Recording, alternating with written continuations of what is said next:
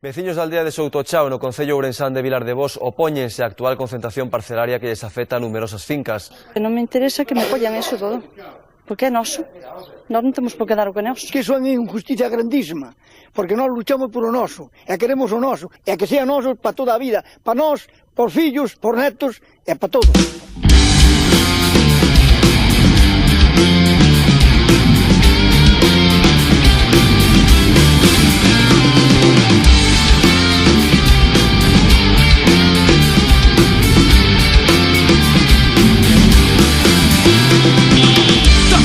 Agardando la maldita decisión, extensión agraria vivos, parcelariano, no, parcelariano.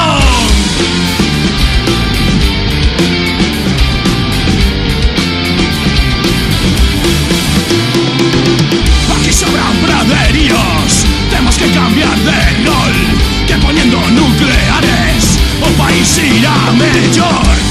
No, parcelariano.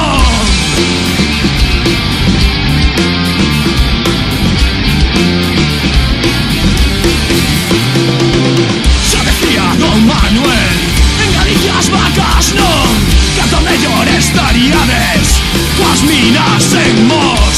No,